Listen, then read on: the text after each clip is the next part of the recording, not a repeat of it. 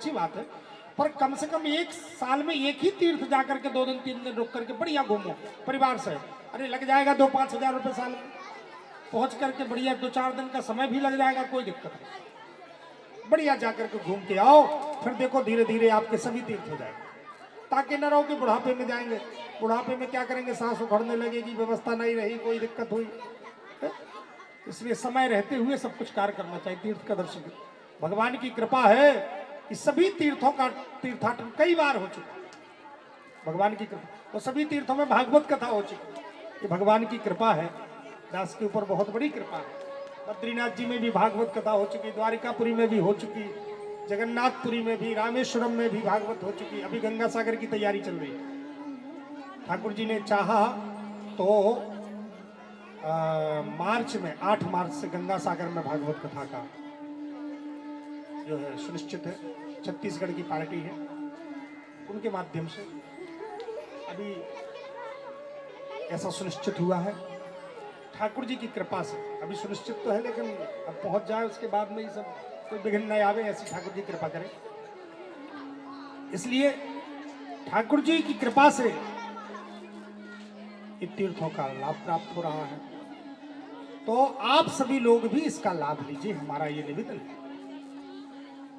ये जीवन यूं निरंतर सरकता जाता है, इसलिए इसको संसार कहते हैं, निरंतर सरकता जाता है। ठाकुर जी द्वारकापुरी आए हैं, द्वारकापुरी में भगवान का विवाह होना है, जिसकी सब प्रतीक्षा कर रहे हैं समय के अंदर, इसलिए मैं निवेदन कर रहा हूं विवाह का प्रसंग। लेकिन बड़े भैया, अभी बड़े भैया का ब्याह नहीं हुआ तो छोटे भैया का नंबर कैसे लगे। एक रेवत जी महाराज थे, उनकी पुत्री थी रेवती, सतयुग के राजा थे। वो पूछने के लिए गए ब्रह्मा जी के पास, मैं अपनी बिटिया का विवाह किसके साथ करूं। ब्रह्मा जी का संगीत चल रहा था, थोड़ी थोड़ी देर बाद पूछे तो ब्रह्मा जी ने कहा, तुमने सोचा है, कुछ कर्म कर्तव्य किया है कि नहीं, खोजा हो जाए कि नहीं। महाराज खोजे, 2-5 बार खोजे। कौन कौन से खोजे? बोले अमुक अमुक। बोले वो तो सब मर गए। ब्रह्मा जी के यहाँ 2 मिनट में यहाँ 1 युग 2 युग चले गए। बताइए कितना बड़ा समय। ब्रह्मा जी का एक दिन कितना बड़ा होता है मालूम है? एक दिन 72 बार सतयुग त्रेता द्वापर कलयुग निकल जाता है, तब ब्रह्मा जी का एक दिन होता है। ऐसा नियम है। तो इसलिए जैसे देवताओं का एक दिन होता, जब हमारे अपने 6 महीने निकल जाते, तब ब्रह्मा जी का एक रात होती है, और 6 महीने का एक दिन, 1 साल में 1 दिन रात होता है देवताओं स्वर्ग में, और उनके 100 साल ऐसे, मतलब जो गणना होती। पर इंद्र की उससे बड़ा अलग अलग गणना है, कभी बता देंगे। बोलिए भक्तवत्सल भगवान की जय हो। तो रेवती जी ने कहा, हमारी बिटिया का विवाह क्या नहीं होगा किसी के साथ? बोले चले जाओ इस समय तत्काल, वसुदेव जी के पुत्र बलराम जी है, उनके साथ में कर दो, शेषावतार है। रेवती जी आए और आकर के वसुदेव जी से बताया, धूमधाम से रेवती जी की शादी बलराम जी से हो गई। रेवती जी का विवाह बलराम जी से हो गया, लेकिन रेवती जी सतयुग की है और बलराम जी कहाँ के हैं? द्वापर के हैं। तो सतयुग में लोग बड़े होते हैं और द्वापर में छोटे होते हैं। हर युग में धीरे धीरे कम उम्र होती है, उम्र भी कम होती है और कद भी छोटा होता जाता है, ये नियम है। सतयुग में बहुत लंबे 21 हाथ के लोग होते हैं। कितने हाथ के? 21 है ना, 21 21। कितने हाथ के? इधर देखिए, सभी लोग ध्यान दें। बाद में फोटो खींच लेना, बाद में दर्शन कर, बाद में बातें, बाद में सब। पहले देखिए, सुनिए, 21 हाथ के होते। कितने हाथ के? हाँ, 21 हाथ सतयुग में। और त्रेता में 12 हाथ के। कितने हाथ के? अब आप लोग इसके पहले भी सुने होंगे, लेकिन आप चूकना नहीं, ध्यान रखना। वैसे हम सरलता से कथा सुनाते हैं कि लगभग लगभग याद हो जाए। और द्वापर में लोग 5 हाथ के होते। कितने हाथ के? कलयुग में? कलयुग में वाह वाह, बहुत बढ़िया। हमारे जजमान कह रहे 2.5 हाथ।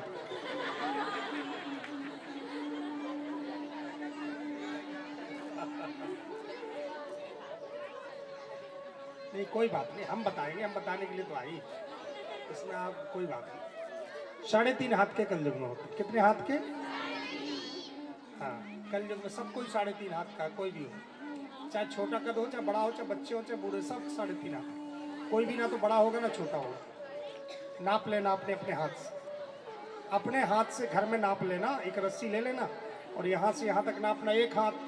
उस रस्सी को अपने शरीर के यहाँ से सिर से नक तक, पैर के नाखून तक नापना। 3.5 हाथ के निकलेंगे, सब कोई नापना। अगर कुछ कम बेसी हो तो फिर हमको बताना भी, तो हम कल कथा कहेंगे। तो श्री रेवती जी है सतयुग की, तो कितने हाथ की हुई? हाथ उठा के बताओ कितने हाथ की है? कितने हाथ की जजमान जी है? है? हाँ क्या बात, हाँ हाँ गदगद हो गई। सही सही कहा, ऐसा नहीं, एक ही साथ की। अच्छा बलराम जी है द्वापर के, तो कितने हाथ के हुए? बोलो भाई बोलो, जल्दी बोलो। है? क्या?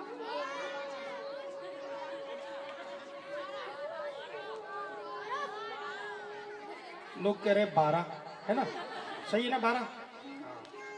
क्या बात, किसने किसने 12 का हाथ उठाया? परीक्षा में पास। इतने तो हम तोते जैसे पढ़ाते हैं, हैं? अरे राम राम। हमने कहा बलराम जी द्वापर के हैं, सतयुग में 12 हाथ के होते हैं, द्वापर में 5 हाथ के होते हैं। कितने हाथ के? 5 हाथ के हैं? अब 5 हाथ का दुल्हा हो, 21 हाथ की दुल्हन हो, तो कैसी लगेगी? है? कहीं देखा है आपने? कहीं दुल्हा से दुल्हन 4 गुनी सुनी है? कहीं देखी है? लंबाई में, वजन में नहीं, वजन में तो कहीं हो भी सकती है। दुल्हा से दुल्हन 4 गुनी होती है। बड़े बड़े शहरों में देखो एकदम 2-2, 3-3 कुंटल की माता जी के, और कहो 50 किलो के पतिदेव हो, होता है कभी कभी ऐसे, कोई बड़ी बात नहीं। लेकिन लंबाई में कहीं ना देखा होगा कि दुल्हा से दुल्हन, देखा है आपने? नहीं देखा। अब विवाह में आना है तो इसलिए हमने कहा घराती बरातियों को थोड़ा सा कम माहौल से बदल के आनंद में थोड़ा लाए। इसलिए अब सबने देखा कि दादा का विवाह तो हो गया, लेकिन भाभी तो बड़ी लंबी चौड़ी है। पंडित जी कहाँ ब्याह करवाने गए थे? आई आई बेटी, बोलो बाके बिहारी लाल की। हाँ, तो दादा का ब्याह तो हो गया, पे भाभी बड़ी लंबी चौड़ी है। दादा ससुराल जाएंगे तो क्या कहेंगे लोग? हैं? पति है कि कौन है? बेटा है। कितने छोटे लगेंगे आप इनके सामने। श्री दाऊ दादा ने कहा, दाऊ दादा ने कहा कोई बात नहीं, चिंता मत करो, उनको अपने हिसाब से बना लेंगे। एक अपना हल उठाया, हल मूसल रखते थे हमेशा दाऊ दादा, हल उठाया और सिर में लगाया, दबाते दबाते अपने बराबर बना लिया। कहो भाभी कैसी लग रही है? बोले कि 1 नंबर की जोड़ी। बोले थोड़ा सा और कर दें तो थोड़ा, बोले हल्की छोटी और हो जाए थोड़ा सा, तो एक और बढ़िया तो जोड़ी में 4 चांद लग जाए। मूसल उठाया, थोड़ा सिर पर ठोक दिया, बोले अब बढ़िया, दोनों जोड़ी हो गए। अब कन्हैया का बैरियल खुल गया, क्योंकि बड़े दादा का विवाह हो गया, दादा का ब्याह हो गया, तो नंबर ही नहीं कहा गया। सो कन्हैया प्रतीक्षा करने लगे। नारद जी तो प्रेरणा स्रोत है, देखते हैं प्रभु की लीला रुक रही है तो बस सीधे पहुंच गए कहाँ? ब्याह का खोजने के लिए। प्रभु के ब्याह खोजने के लिए देख नेहरू बन के पहुंच गए, लीला बनाने वाले। कुंडलपुर पर पहुंचे हैं और श्री भीष्मक जी महाराज के यहाँ पर, भीष्मक जी के यहाँ पहुंच करके श्री नारद जी ने देखा भीष्मक जी के यहाँ पर। बोलिए भक्तवत्सल भगवान की जय हो, बोलिए बल सरकार की जय हो। जैसे ही पहुंचे हैं, राजा आसीत भीष्मको नाम विदर्भाधिपतिर्महा, तस्य 5 भवन पुत्राः कन्यैका च वरानना। एक कन्या थी, आज संतान थी। कन्या लक्ष्मी जी की स्वरूपा रुक्मिणी जी। जैसे ही नारद जी को देखा, भीष्मक जी ने स्वागत सत्कार किया और अपनी पुत्री को प्रणाम करवा करके पूछा भविष्य के बारे में। नारद जी आए भी इसलिए थे नारद जी ने कहा, हे भीष्मक, तुम परम सौभाग्यशाली हो। आपकी जो पुत्री है वो अचिंत शक्तिवान है, शक्ति स्वरूपा है। इनको जो वर मिलेंगे वो अजय होंगे, अमर होंगे, मिष्टभाषी, शिष्टभाषी, पूर्वायुभाषी, स्मितभाषी, खड़े स्वर संपन्न होंगे। उनको कोई जीत नहीं सकता है। और बल में, सौंदर्य में, पराक्रम में, दया में, कृपा करुणा में सर्वश्रेष्ठ होंगे। तो महाराज ये कहाँ मिलेंगे? बोले ये सारे गुण जो बताए हैं सब द्वारकाधीश के अंदर है। मानो द्वारकाधीश ही इनको वर के रूप में मिलेंगे, निश्चित मान। अच्छा महाराज, तो आपने निश्चित कर दिया, तो गुरु जी की आज्ञा सर्वोपरि है। भीष्मक जी ने कहा तो फिर मैंने भी निश्चित कर दिया, जो गुरु जी ने कह दिया वो हमने मान लिया, अपनी बिटिया का विवाह कर। लेकिन गुरु जी अब मुहूर्त और बता दीजिए। नारद जी ने कहा आज सबसे बढ़िया मुहूर्त है, आज का मुहूर्त तो साल भर बाद आएगा। तो फिर आज तो महाराज इतनी जल्दी तैयारी कहाँ संभव है। नारद जी ने कहा तो ऐसा करो, संकल्प कर दो, बाद में बाकी कार्यक्रम करते रहना। अब मैं बढ़िया ब्राह्मण आ गया हूँ, संकल्प कर दो, तुम अपनी बिटिया को हाथ में लो और जैसे ही आज बोले हल्दी से हाथ थोड़ा पीला कर दो और मैं द्वारकाधीश के नाम का इसका संकल्प किए देता हूँ। आज मुहूर्त बढ़िया है, मुहूर्त में कन्यादान का संकल्प होना चाहिए। सो नारद जी ने संकल्प भी करवा दिया। भीष्मक जी ने अपनी बिटिया का संकल्प कर दिया द्वारकाधीश के लिए। अब जब संकल्प कर दिया तो बिटिया का भी मन मनमोहन में लग गया, स्वाभाविक। भीष्मक जी ने बेटा को बुलाया, बेटा गुरुजी आज आए थे, आज मैंने बिटिया का निश्चय कर दिया, विवाह भी निश्चित कर दिया, परसों की लगन उन्होंने बताई है कि परसों बुलवा करके विवाह कर दो, तो तुम तैयारी कर लो। रुक्मी क्रोध में आ गया, पिताजी आपने मुझसे बगैर बताए ये सब क्यों कर दिया? मैंने तो अपनी बहन का विवाह शिशुपाल के साथ निश्चित कर रखा है। भीष्मक जी ने कहा बेटा अब गुरुदेव की आज्ञा थी, मैंने निश्चय कर दिया, परसों विवाह है, सोच रहा हूं कर दो। रुक्मी ने कहा पिताजी परसों भले आप सोच रहे पर परसों ही होगा, लेकिन उस भगोड़े के साथ नहीं, शिशुपाल के साथ विवाह होगा। जब ये कहा तो रुक्मी को देख करके भीष्मक तो कुछ नहीं बोले। शिशुपाल को इसने आदेश कर दिया, चिट्ठी भेज दिया कि बारात सजा के जल्दी से जल्दी आओ, परसों तुम्हारा विवाह है। इधर जैसे ही पता चला महाराज, रुक्मिणी जी तो रोते रोते गई, घबरा गई, भाभी भाभी भैया को मना कर दो, पिताजी ने संकल्प कर दिया और किसी कन्या का बार बार संकल्प नहीं होता है। अब मैंने मन का, तन का, जीवन का संकल्प द्वारकाधीश के हाथों में कर दिया, अब मैं उन्हीं की ही रहूंगी, भैया को मना कर दो। भाभियों ने कहा देवी वो आपके भैया बड़े क्रोधी, वो नहीं मानेंगे, रो मत, हम क्षत्रिय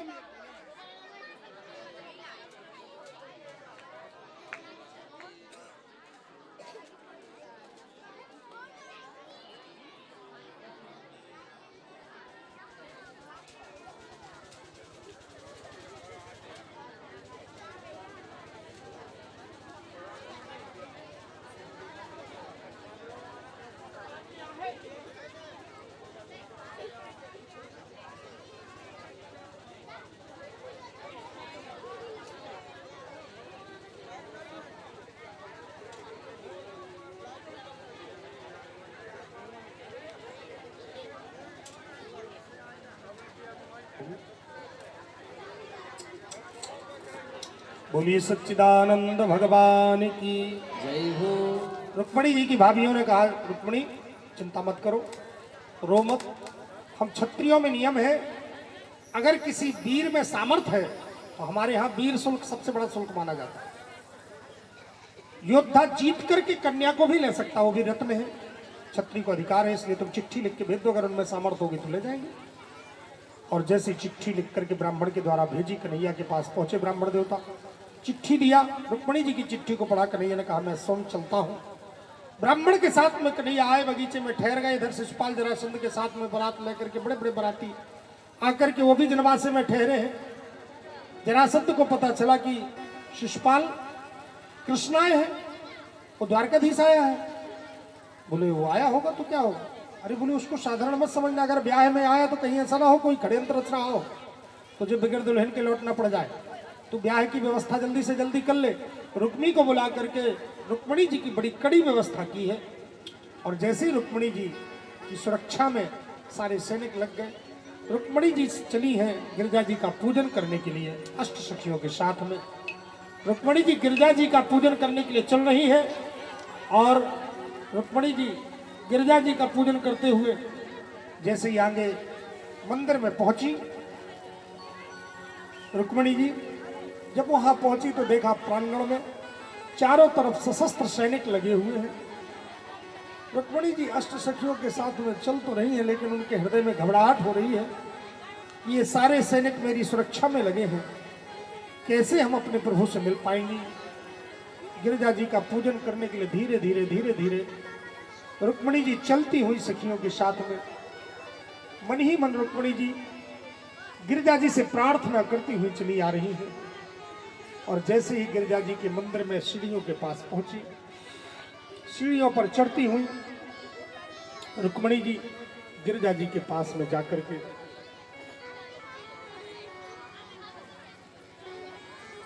सखियों ने धीरे धीरे रुक्मणी जी को संभाला और संभाल करके ऊपर गिरिजा जी के मंदिर के पास ला करके, और जैसे ही समस्त सखियों ने गिरिजा जी के पूजन के लिए रुक्मणी जी को कहा, हे रुक्मणी जी आप घबराइए मत, माँ गिरिजा आपके ऊपर जरूर कृपा करेंगी।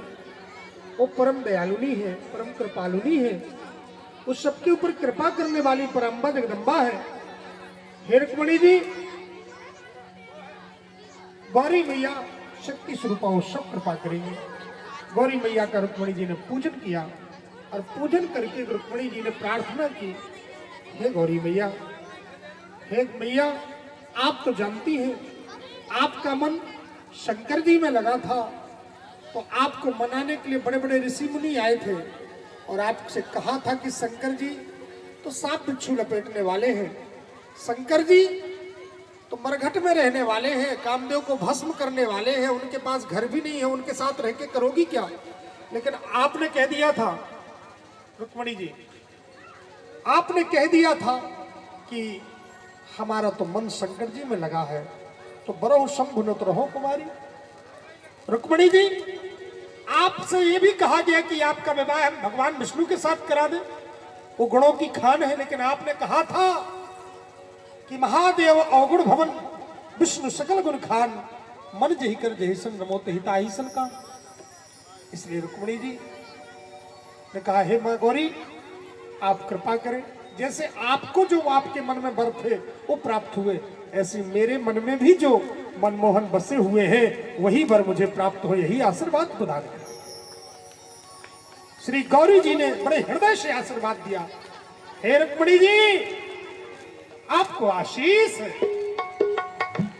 बड़ा हृदय से आशीर्वाद दिया रुक्मणी जी को। मन जाहि राचो नहीं सोत, सहज सुंदर सावरो। मन जाहि राचो मिले शोभर, सहज सुंदर सावरो। करुणा निधान सुजान से, सहज जानत राम रो। करुणा निधान सुजान शील, स्नेह जानत राम रो। मन जाहि राचो मिलहि सोभर, सहज सुंदर सावरो। मन जाहि राचो मिलहि सोभर, सहज सुंदर सावरो। करुणा निधान सुजान शील, स्नेह जानत राम रो। करुणा निधान सुजान शील, स्नेह जानत राम रो।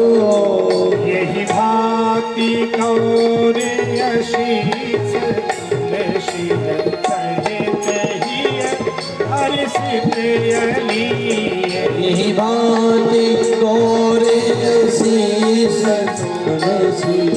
सहित ये हर्षित अली। तुलसी भवानी पूज भूमि मुदित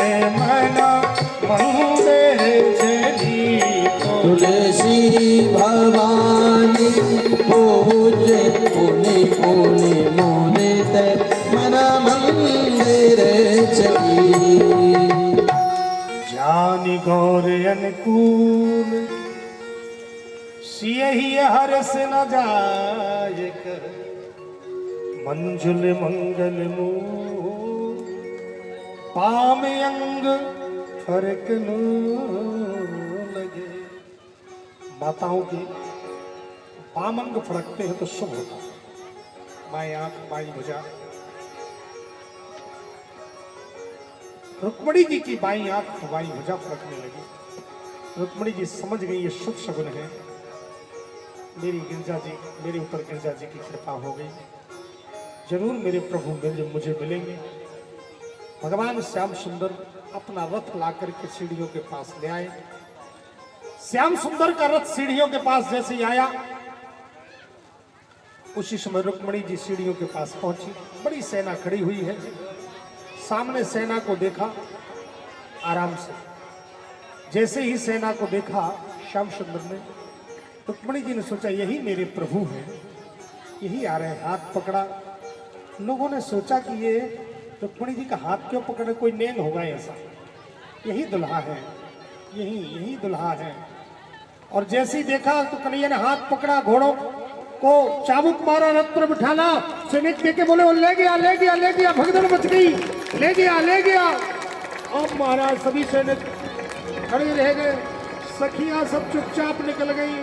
और जैसे ही सभी सैनिकों को पता चला कि वो तो लेके चले गए, रुक्मी को पता चला, रुक्मी तुरंत आकर के क्रोध में सभी सैनिकों को बहुत फटकारा, लेकिन करे क्या, अब तो भाग गए। और जैसे ही महाराज रुक्मी अपने घोड़ों को सजा करके रथ को लेकर शीघ्रगामी घोड़ों को के साथ में रथ को भगवान के रथ के सामने लगा दिया। बीच रास्ते तलवार निकाला और मारना चाहा। कन्हैया ने अपनी पैनी तलवार से उसकी तलवार को दो खंड में विभक्त कर दिया और रुक्मी को पकड़ करके मारना चाहा तो रुक्मणी जी ने चरणों को पकड़ लिया, मेरा भाई है, इसको मत मारिए। कन्हैया ने कहा इसको दंड तो जरूर दूंगा मैं। और आधी दाढ़ी बना दिया, आधे बाल बना दिए, आधी मूछ बना दिया। तब तक दाऊ दादा पीछे से आ गए नारायणी सेना लेकर। दाऊ दादा ने सोचा कन्हैया गया है, लड़ाई झगड़ा ना हो। सो दाऊ दादा आए, देखे अरे कन्हैया तू हजामतगिरी कब से सीख गया, नावगिरी का काम करने लगा। अरे राम राम राम, ये तू कब से करने लगा हजामतगिरी का काम, बंद करे, तेरा साला है, ऐसा थोड़ी अपमान किया जाता है। दाऊ दादा ने सबको समझाया, भैया बड़े भैया थोड़ा डांटने का इनका अधिकार भी है। और जैसे ही डांट फटकार करके कहा नहीं अच्छा तू जा करके ब्याह रचा, मैं सबसे निपट लूंगा। अब दाऊ दादा खड़े हो गए मोर्चा संभालने के लिए, आओ जिसमें ताकत है। दाऊ दादा के सामने कौन टिकने वाला, नारायणी सेना लगी थी सामने। महाराज सब ढीले पड़ गए। जैसे ही कन्हैया पहुंचे हैं द्वारिकापुरी में, अब द्वारिका में आनंद का साम्राज्य छा गया। वो सुदिन आ गया, ब्याह की लगन आ गई।